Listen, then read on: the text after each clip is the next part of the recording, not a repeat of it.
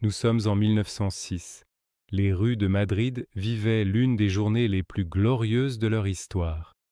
La nièce du roi d'Angleterre, petite-fille de la reine Victoria, la ravissante princesse Victoire Eugénie, ou Henna comme l'appelait sa famille, était venue épouser le jeune roi d'Espagne, Alphonse XIII.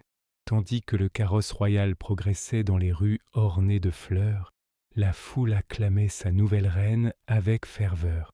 Henna rayonnait dans sa robe de mariée immaculée, souriant avec espoir à sa nouvelle vie et à son mari qu'elle épousait par grand amour. Cette union promettait un nouveau départ, un avenir radieux pour la monarchie espagnole.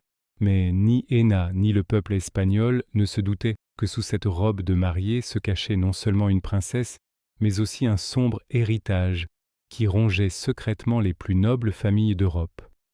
L'hémophilie, la maladie royale, le cauchemar du jour de noces, alors que le cortège royal retournait au palais après la cérémonie, un bouquet lancé depuis la foule dissimulait en réalité une bombe cachée par un anarchiste.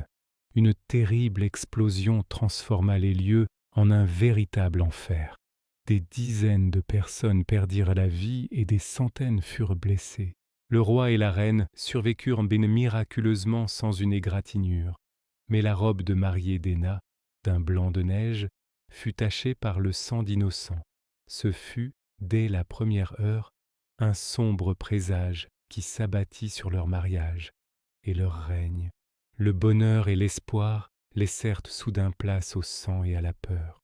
Le mariage entra dans l'histoire, non pas comme une célébration, mais comme une tragédie, la malédiction du sang, le secret de la nurserie. Malgré le choc de l'attentat, la vie reprit son cours. 1 an plus tard, la nouvelle que toute l'Espagne attendait en retenant son souffle arriva enfin.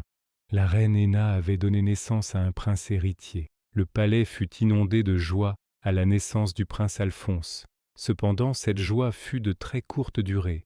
Lors d'une intervention chirurgicale mineure, on s'aperçut que le saignement du bébé ne s'arrêtait pas.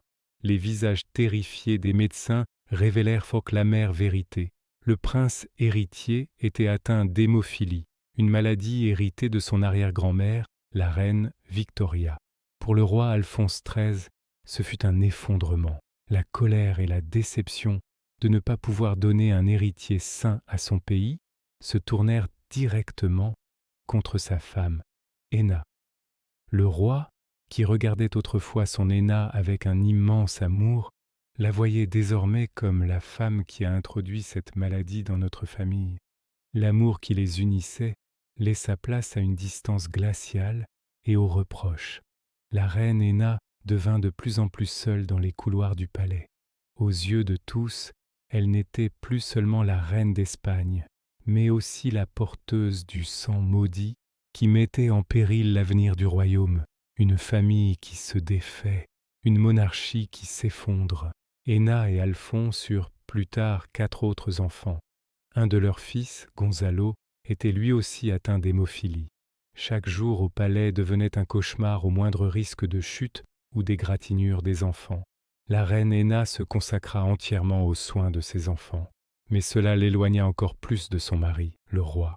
Cette tragédie personnelle au sein de la famille royale empoisonnait également l'atmosphère politique du pays.